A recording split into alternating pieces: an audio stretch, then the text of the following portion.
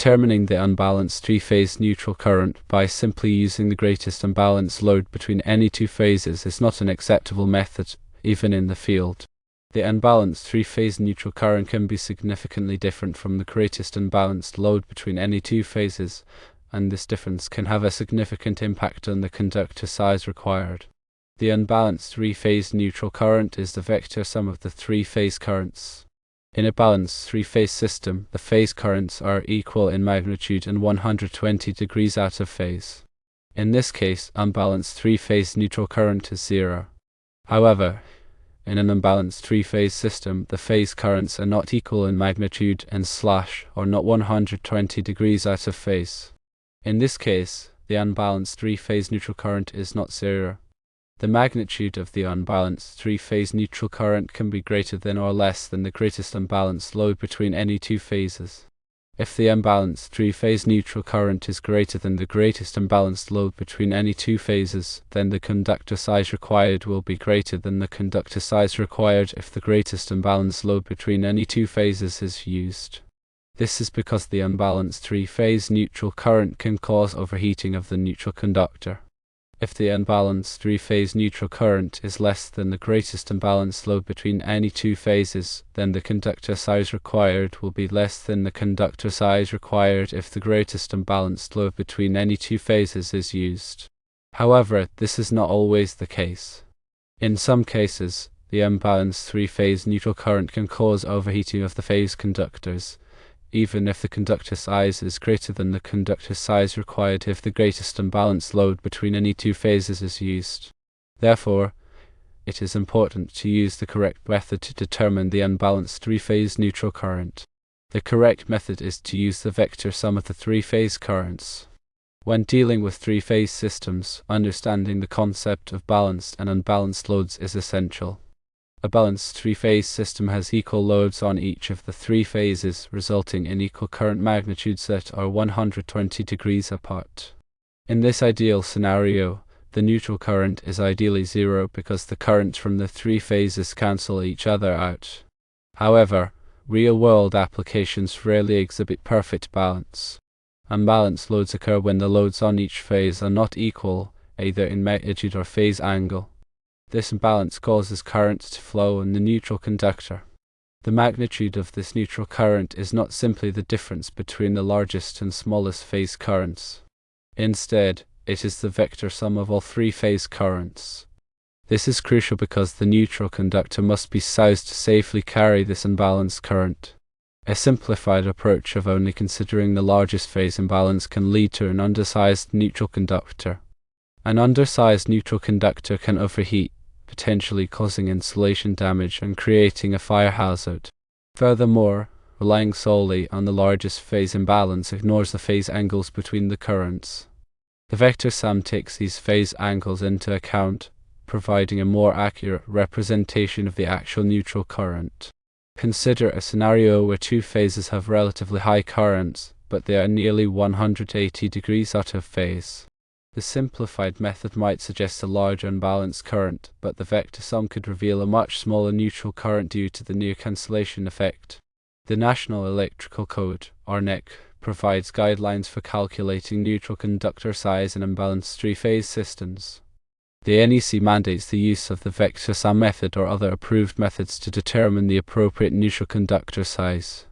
Ignoring these guidelines and relying on simplified estimations can result in code violations and potentially unsafe installations. Moreover, the increased impedance of an undersized neutral conductor can lead to voltage imbalances across the phases. This voltage imbalance can negatively impact the performance and lifespan of sensitive electronic equipment connected to the system.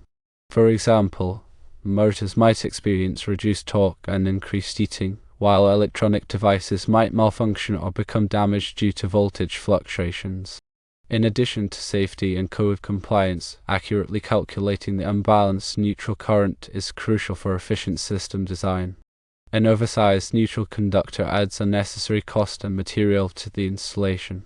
By using the vector sum method, engineers can optimize the neutral conductor size, minimizing material costs while ensuring adequate capacity. Furthermore, consider the impact of harmonic currents on the neutral conductor. Harmonic currents are non-sinusoidal currents that can be generated by nonlinear loads such as electronic ballasts, variable frequency drives, and computers. These harmonic currents can add significantly to the neutral current, especially the third harmonic and its multiples. The simplified method of using the largest phase imbalance does not account for these harmonic currents. Therefore, it is essential to use a method that accurately measures or estimates the harmonic content in the system to properly size the neutral conductor. Modern power quality meters can measure the individual harmonic components of the phase currents, allowing for a more accurate calculation of the total neutral current, including the effects of harmonics.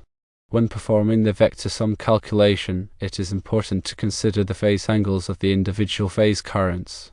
These phase angles can be measured using power quality analyzers or estimated based on the types of loads connected to each phase. Resistive loads have a phase angle of 0 degrees, while inductive loads have a lagging phase angle and capacitive loads have a leading phase angle. The vector sum calculation involves converting the phase currents into their rectangular components, summing the real and imaginary components separately, and then converting the result back into polar form to obtain the magnitude and phase angle of the neutral current. Software tools and calculators are available to simplify this process. It is also important to consider the potential for future load growth when sizing the neutral conductor. If the system is expected to accommodate additional loads in the future, the neutral conductor should be sized accordingly to avoid the need for costly upgrades later on. In summary, accurately calculating the unbalanced neutral current in a three-phase system is essential for safety, code compliance, efficient system design, and reliable equipment operation. The simplified method of using the largest phase imbalance is not an acceptable substitute for the vector sum method, which takes into account the magnitudes and phase angles of all three phase currents, as well as the potential for harmonic currents. Consulting with a qualified electrical engineer and using appropriate measurement tools and software can ensure that the neutral conductor is properly sized for the specific application. When dealing with 480/277 volt 4-wire systems, the neutral carries the unbalanced load current. The 277 volts is the voltage from each phase to neutral. The 480 volts is the phase-to-phase voltage. If each phase has identical loads, then the system is balanced and there is no neutral current. The neutral is needed to carry the unbalanced current. The greater the imbalance between the phases, the higher the neutral current is. The NEC requires that the neutral conductor be sized to carry the maximum unbalanced load. The maximum unbalanced load is determined by calculating the load on each phase and determining the difference between the largest phase load and the sum of the other two phase loads. This value is the maximum unbalanced load, and the neutral conductor must be sized to carry this amount of current. However, if a large portion of the load is nonlinear, the neutral current can be higher than the maximum unbalanced load. Nonlinear loads produce harmonic currents that can add up in the neutral conductor. The most common harmonic current is the third harmonic, which is 3 times the fundamental frequency of 60 Hz or 180 Hz. The third harmonic currents from each phase add together in the neutral conductor, which can cause the neutral current to be higher than the maximum unbalanced load. In these cases, the neutral conductor must be sized to carry the harmonic currents in addition to the unbalanced load current. There are several ways to determine the harmonic currents in this system. One way is to use a power quality analyzer, which can measure the harmonic content of the current in each phase in the neutral conductor. Another way is to estimate the harmonic currents based on the types of loads connected to the system. For example, electronic ballasts and variable frequency drives are known to produce significant amounts of harmonic currents. Once the harmonic currents are determined, they must be added to the unbalanced load current to determine the total neutral current. The neutral conductor must then be sized to carry this total current. It is important to note that the NEC has specific requirements for sizing neutral conductors in systems with nonlinear loads. These requirements are found in NEC section 220.61, which provides guidelines for calculating the neutral load in these types of systems. It is essential to consult this section of the NEC to ensure that the neutral conductor is properly sized. Using an undersized neutral conductor can lead to several problems. including overheating of the neutral conductor, voltage distortion, and equipment malfunction. Overheating of the neutral conductor can cause the insulation to break down, which can lead to a short circuit or fire. Voltage distortion can cause sensitive electronic equipment to malfunction or fail prematurely. Therefore, it is essential to properly size the neutral conductor to ensure the safety and reliability of the electrical system. In addition to sizing the neutral conductor, it is also important to ensure that it is properly grounded. The neutral conductor must be grounded at the service entrance and at other points throughout the system. Grounding the neutral conductor helps to prevent voltage buildup and provides a path for fault current to flow back to the source. This helps to protect people and equipment from electrical shock and fire. The NEC has specific requirements for grounding the neutral conductor. These requirements are found in NEC Section 250, which provides guidelines for grounding and bonding electrical systems. It is essential to consult this section of the NEC to ensure that the neutral conductor is properly grounded. In summary, calculating the unbalanced neutral current in a three-phase system is a critical task that requires careful consideration. The simplified method of using the greatest unbalanced load between two phases is not an acceptable substitute for the vector sum method, which takes into account the magnitudes and phase angles of all three-phase currents, as well as the potential for harmonic currents.